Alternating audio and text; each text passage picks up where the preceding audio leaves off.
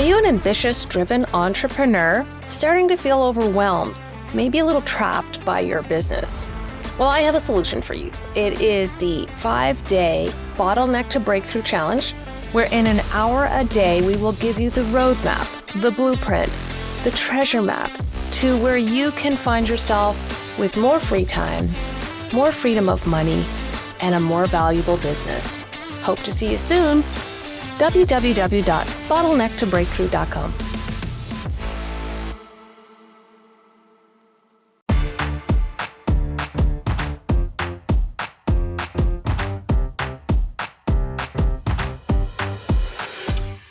Hello and welcome to The Real Bottom Line, the podcast for entrepreneurs, featuring entrepreneurs. And today, my very special guest today is Cathy Bennett. And I'm so excited to have you here, Cathy. Thank you for joining the show today. Thank you for having me. Now, Cathy, you are quite the entrepreneur. Some might even give you the title serial entrepreneur. How did you find yourself owning your own businesses? How did that happen? Well, I had spent, coming out of high school, I started working in the restaurant business in the McDonald's franchise. And I spent 17 years there working for other folks, and then decided that my itch to be my own boss and be the owner, and being able to execute on my own ideas and the team's ideas probably in a more fulsome way, it led me to become an owner-operator of, at the time, the largest female joint venture operation in Canada. That is amazing. We were talking, prior to this interview about just how much you can learn about running a business from the franchise model of McDonald's, because they seem to have everything sorted. Well, what were some of the biggest lessons you learned from operating that franchise, but even just running that as a business? Well, I think one of the really cool things about working in a franchise that's global, like McDonald's restaurants is you get the benefit of decades and decades of refinement around operations platforms. So from an execution perspective, it was a really good environment to learn the importance and the value of things like continuous improvement, consistency of standards, training programs, management development programs, and all the tools that were kind of built throughout the decades the franchise had been established to support those pillars. The other thing that the experience gave me, it was an opportunity in a high volume environment to make a lot of rapid fire decisions. So it's really difficult not to make really quick decisions when every lunch hour or every supper hour is a make it or break it type of experience, and you get to refine your problem solving and your strategic thinking very significantly with that type of intensity of rapid decisions when you're on the restaurant floor as the manager, or when you're running the operation as an operations supervisor or owner operator, as I did. Yeah, I can remember still to this day. So I worked there as a teenager. I still remember QSCV. Absolutely. Quality, service, cleanliness, value. So the training aspect and how it's repeated and all the values are repeated really do sink in. And that must have been an interesting learning as well, just how repetition works. Well, and I think the wonderful thing is that the repetition for me bled into other companies that I went on to own. So yes. While we had a mission, vision, values inside McDonald's Canada, as an example, and McDonald's globally, we had one for our own franchise, and then subsequently for other companies that I was part of, we had mission, vision, values, and same thing with quality standards, service standards, cleanliness standards. And one of the things that I think I took away from that is the importance of clearly setting objectives early, so everybody can play on the same team. It's really challenging as an entrepreneur, especially entrepreneurs who move quickly. We're having all these ideations about our business, and if our teams aren't on the same pace, it's very difficult for them to execute at the level that we expect execution be if they don't have a clear understanding what the vision and the deliverables are for customers, whether it's a direct to consumer or it's a B2B operation or it's an operation serving the public sector. You always want to make sure that your enterprise is focused on the direction of the customer. And McDonald's was a great learning ground for me to understand how to, set a target and then gut check against the customers to see if we were actually delivering. Oh, fascinating. So when it came to your next ventures, where did you end up and how did you decide? Like, so you're operating McDonald's, you have a number of them under your umbrella. What's next? So we had some needs that we were fulfilling using other companies. So for example, when we were doing renovations, remodels to the restaurants, we would have to contract that out to a contractor. Over time, we started to take on more small projects internally, and then subsequently we ended up acting as our own contractor. And then we did some renovations for other folks, so that kind of created that business. We needed some office space, and because we had capacity issues in the restaurants, and that brought me into real estate. And we had some real estate acquisitions, and we created a company that was offering at the time a boutique office space for short-term and long-term rentals in a very unique way. And then we were also working with some international recruitment companies, bringing in to welcoming to Canada folks that wanted to come work in our franchise as managers. And I decided that I wanted to partner with that company, and we ended up as a partner in an international recruitment company. Another one, which was a bit more of a maybe a humorous story and a powerful story, I guess, for your listeners. I had a mom call me one day, and her daughter was running a day spa. And the mother, who I knew well from the business circles, wanted me to mentor the young girl, so I agreed to do it. And as I mentored her, I realized this was a really incredibly talented young woman who really should be the owner of this business and wanted to buy it out, but didn't have the capital. So I became a partner with her, and we bought out a day spa. And then subsequently, I sold my shares back to her many years later. So it was kind of a similar path that I walked when I didn't have the capital, but ultimately a partnership was an opportunity for me to partner with McDonald's Canada to make the purchase. And in her case, the partnership with me allowed her to have her dream. Well, that's interesting. So very much like a vertical integration, so that you were controlling even more of your, ecosystem, if you will, for all your needs, all your business needs. Absolutely.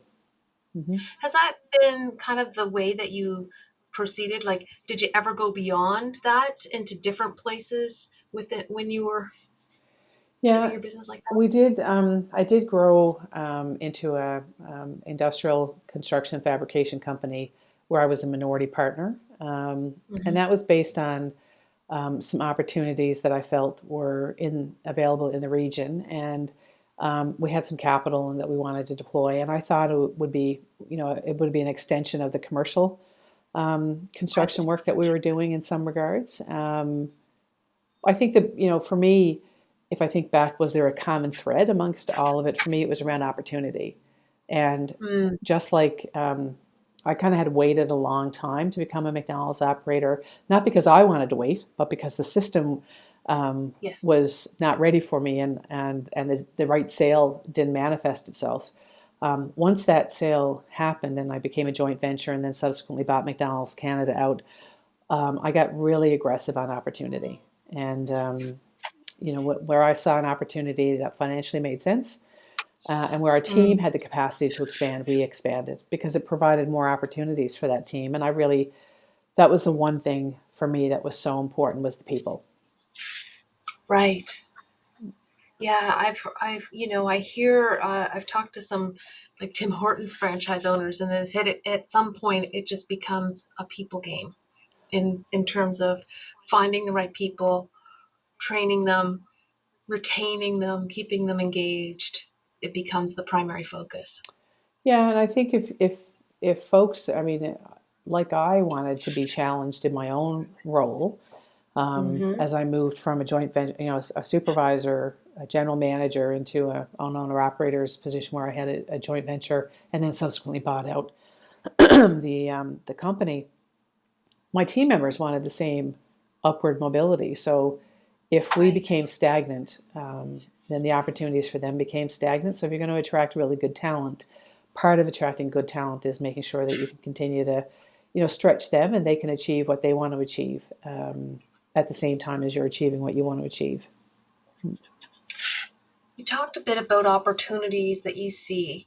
So, what was the lens? What were the criteria or the filter you used to analyze an opportunity that made you go, yep, this is for me, or not so much? Yeah, so typically the first filter would have been, can I make a difference? So is there something I can see on the surface? And the Yeah. surface, I think for folks that look at businesses, we all see different things on the surface. Mm-hmm. But I always judged if I could see something on the surface that I knew I could make an impact on, or that with some subtle changes would make a step change in the company. That to me was a really good test. Secondarily was the financials. I made sure I had really strong CFOs that worked with me Yeah. because for me, I was not necessarily the person you'd ask about risk. I was the person you'd ask about reward. So I needed to have an internal business partner in my CFO who could comfortably challenge whether or not the investment or the acquisition or the sale even made good financial sense. And lots of times I could see the opportunity. I didn't always see the financial risk. And that's why early on I realized that I needed to have these folks that can put the riverbanks around us entrepreneurs as we're racing ahead, so that we get right to the cliff and we stop before we go right over the cliff. One of my favorite quotes is if you work for a yes man, one of you is redundant. Yeah, So absolutely. Yeah.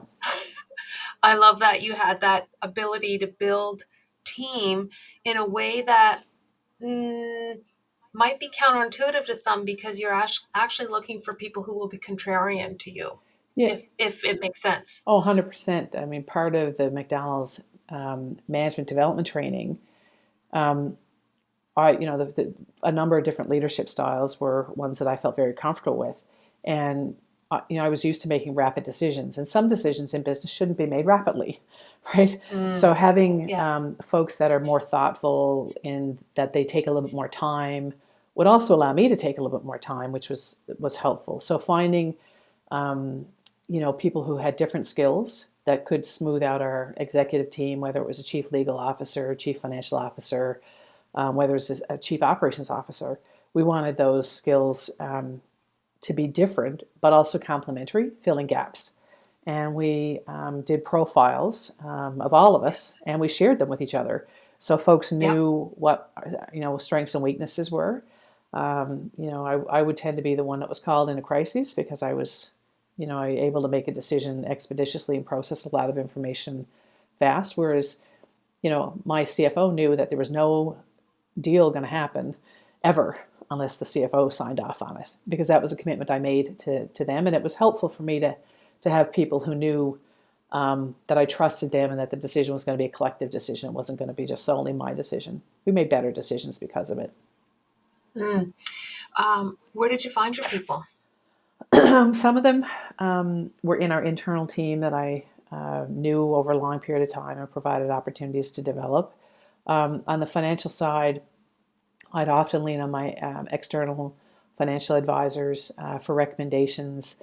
We would, when we had some turnover, we'd interview extensively and do a lot of reference checks. And I typically, because I had a lot of interviewing experience, Yes. I think over my career there was 4,000 people I worked with. So, Oh my goodness. Yes, you are good. it was really important for me to have a lot of one-on-one time with key, C-suite executives that we brought in, and usually the CFO was external, CLO was external, and COO often was somebody that was internal or had grown up in the McDonald's systems, because the McDonald's portion of our business was a significant part of our overall company. Yeah, and you do have to understand their magic and their methods for that, for sure. When have you divested yourself from all of those core businesses that you had at one point acquired?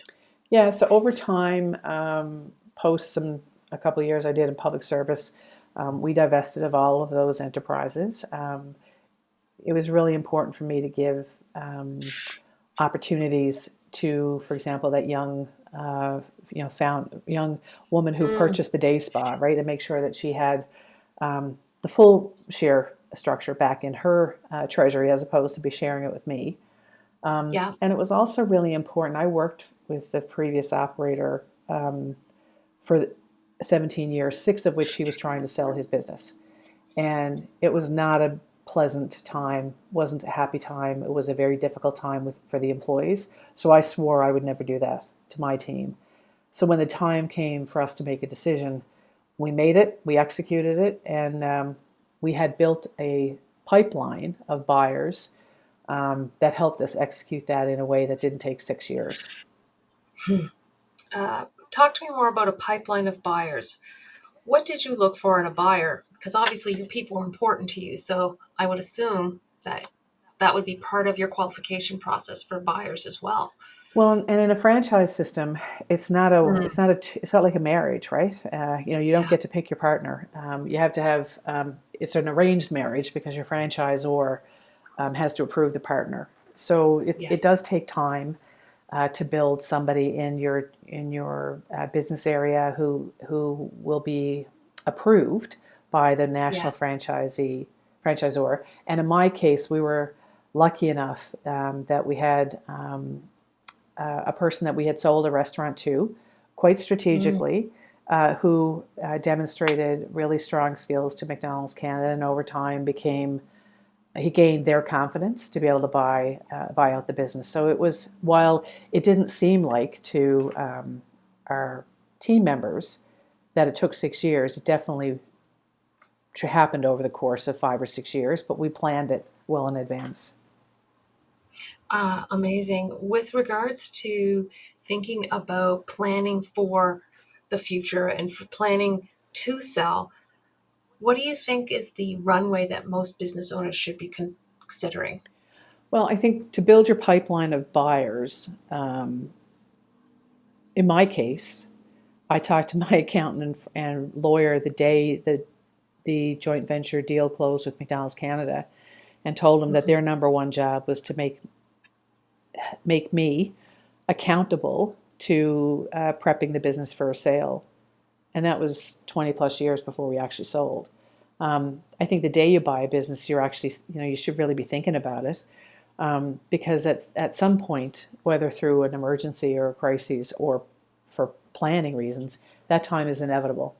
And I think what we all too often see is folks that wait and avoid that planning and then end up in a situation where there is a crisis, or they get tired and weary, and we all kind of wear down as entrepreneurs, and we can't find a pipeline of buyers. And a pipeline of buyers for me are, folks that are in the same business, similar businesses who might want to grow their own. So industry associations where you're hanging out with folks that do the same things you do are really helpful. Franchisee organizations like we had were really helpful. You have to find like-minded folks who are interested in the same type of business operations that you actually are running, and that helps with the pipeline. On the planning side, Yeah. building your the value of your business and making sure that from a debt perspective, you're not taking on debt at times in your business cycle where it doesn't make sense or it's going to impact a sale price. Those are things you Mhm. understand. And in our case, we actually used an evaluations person to Mhm. help us ensure that in the last year, we weren't leaving anything kind of undone on the balance sheet or the income statement that should have been a little tighter. And Mhm. the last thing I'd say is, you've got to always run your business lean. And I don't mean, I purposely said not mean and lean, because I do think there's a difference. When I say Mhm. lean, if you've gotten comfortable over the years of um, you know being happy with really high marketing sales, but you know that your industry doesn't necessarily think that that's not necessarily a value that the industry has, then you really got to scale that back at a time so your potential buyer can see that over the course of a couple of years and see the difference that not spending Mhm. those dollars make. you have to make the profit and loss statement present to a potential buyer in a way that their bank is going to lend them money. Because really, a buyer is only able to buy if they can convince their bank that it's a company that can make some money.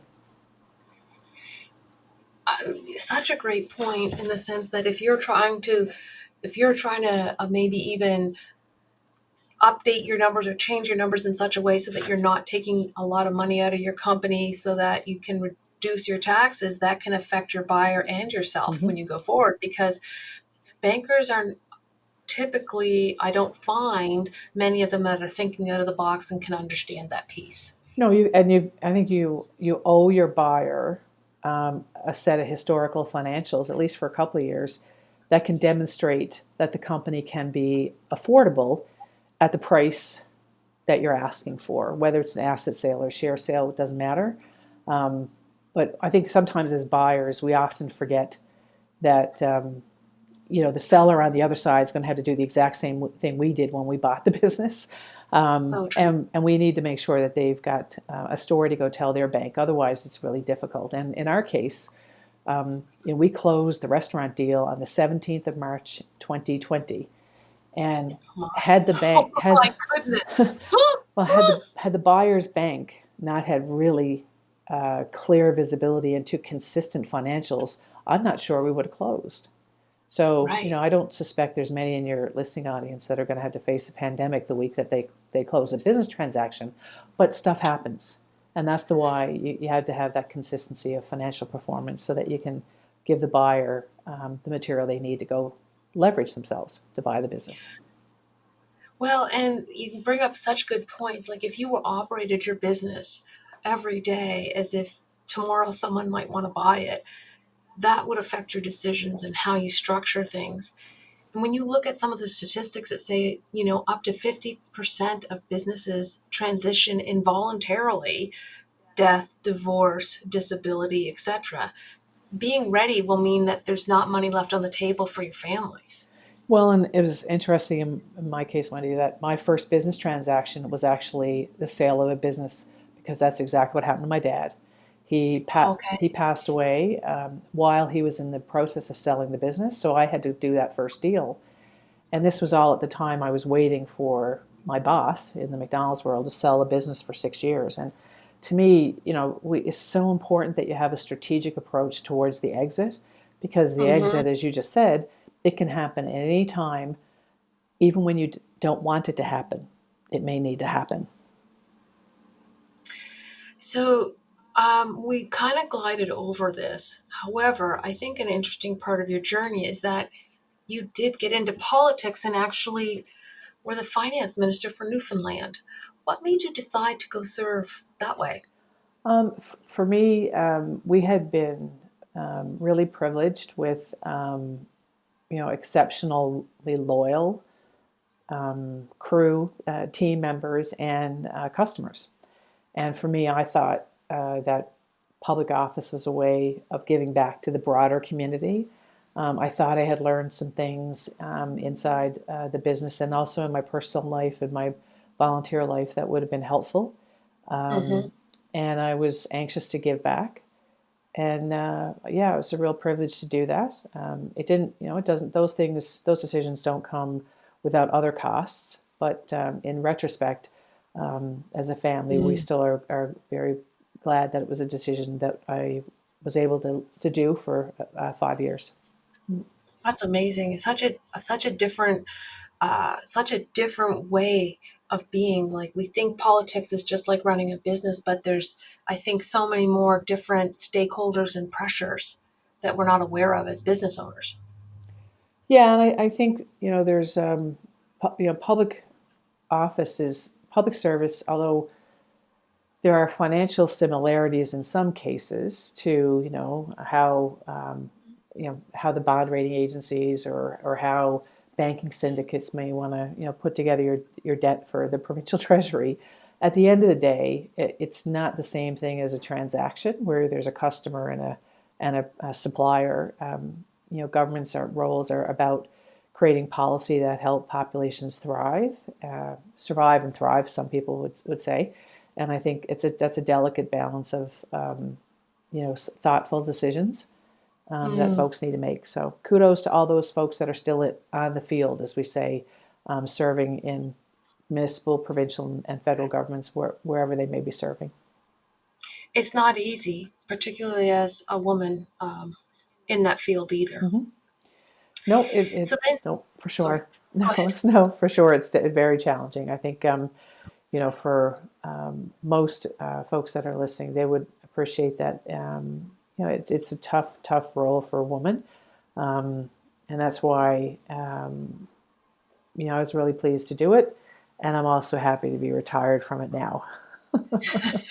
So well, your latest venture, Cathy, that I'm aware of for the bigger one, is really intriguing and really interesting, and that is Sandpiper. Mm-hmm. What is Sandpiper? How did it come to be?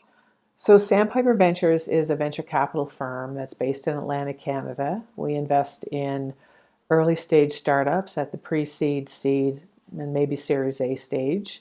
And these companies are founded by women or have women in the C-suite who are also own meaningful equity in the company. Mm-hmm. We invest in companies that are trying to solve the biggest problems of the world today. And only 2% of venture capital money actually ends up with women generally. And those stats have been stagnant now for at least the last 5 years, 6 years that I've been working in VC. And in some respects, if I think back to my first experience borrowing money, and then I add what I learned when I was minister responsible for status of women on the access to capital challenges that women entrepreneurs generally have. I don't think I think the pathway to where I am today is a straight line. And I'm really privileged to be able to work with the founders and the investors that trust us with the money that they invest in our fund so we can invest it in women-found enterprises. Why do you think that is? I know it's a big question, but I'm always curious about if there's an answer that you think is the reason for women not being funded properly. Well, I think there's, some would say that there's existing connections in an ecosystem that are already built, sometimes through hundreds and hundreds of years and relationships that are built. And it's tough if you're not in those conversations, it's tough to be considered. What we try to do is to change the way founders are supported. These female founders are supported by supporting them even more on the fundraising side so they can raise that next round with us. And I think, ultimately, to call it out, I mean, there is bias in decision making. We know research will tell us that women are asked more risk questions than they are asked growth questions. And that changes how investors hear your pitch. If you're only talking about the risks for an hour versus talking about the growth for an hour, somebody's desire to part way with their own capital to invest in your business is going to be different. If I think back to how brazen I was when I went to the bank to ask for money for the joint venture, I had 17 years of experience, so there was no risk question that somebody was asking me that I didn't think was trivial. So when the banks were asking me about risk, I was making it trivial because to me, I was more excited about the growth. Right. But if that had happened to me when I was in my first year, I would have definitely been answering a lot of the risk questions. And I think that the systems are built in a way that don't allow women to talk about growth of their companies in a way that is typical. And I'm always excited when founders are talking about their inventions or their technology, and you see the passion coming through. To me, that's what we invest in, that confidence in the problem they're solving. I love that. Solve the biggest problems in the world. Can you give us one example of a company you've invested in? Sure. This one is because I met with her a few minutes ago. She's a ICU nurse who happens to have also a Bachelor of Business Administration. She's from Pasadena, Newfoundland. Deanne McCarthy is her name. And she has developed a technology to be used in the ICU that will significantly reduce the rates of infection for intubated patients. And her invention, which she created during COVID, is just now in clinical trials in the US. And we're super excited to see what her compassionate nursing skills and her experience as a nurse, coupled with her business acumen, is going to mean to patient survival rates in the ICU and folks getting in and out of the ICU without picking up infections. Oh, that is so interesting. And so you've bought businesses, you've sold businesses, you've served in the government, and now you're kind of almost like helping another whole new generation of owners leverage and get off their feet and really amplify the work they're doing. When you look back on that, what is the common thread in terms of what is your zone of genius? Like, what are you the best at that no one else does it the way you do it? Well, I think I'll share with you what people tell me and not necessarily what I think, because that's two different things. What people will tell me is that I see stuff sometimes before other people see it. Mm-hmm. And I suspect that has more to do with things like around operations and strategy. And it goes back to the early learning that I had as a shift manager in the McDonald's, in a very, very disciplined, very, we had great training. We had, great opportunities to build our leadership skills, and we participated in, quarterly strategic planning. Like this was a big part of the work that we did as managers, both junior managers and senior managers. And I think for me, that ability to see faster is sometimes rooted in that experience. And now, I regularly have folks say, Cathy, I would have never ever thought of that idea. And I'm like, well, we thought about it every quarter, right? So it's I don't know if it's unique. It's unique to me. I think I'm privileged because of the training I've had, and I think that's what some would say is my zone of genius.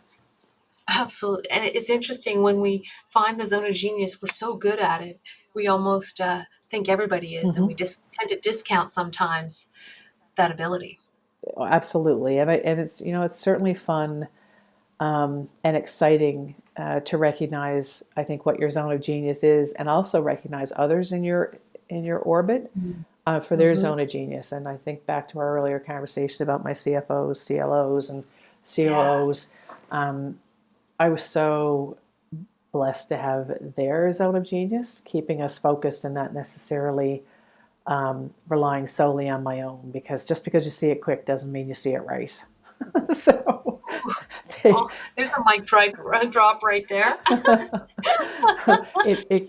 Sometimes you luck out. About 80% of the time I'm probably okay, but the other 20% there's other cues that you miss, and I think that's where you need to have a rounded out team that is built with a bunch of geniuses. Cathy, I have to say thank you so much for your time today. There were so many great lessons, I think, that you imparted about your journey and what you learned along the way. And so I know our listeners got a lot out of it. But I think the real bottom line here today is when the day after you buy a business or start a business is the day you start to plan your sale. Thank you, Cathy. Thank you.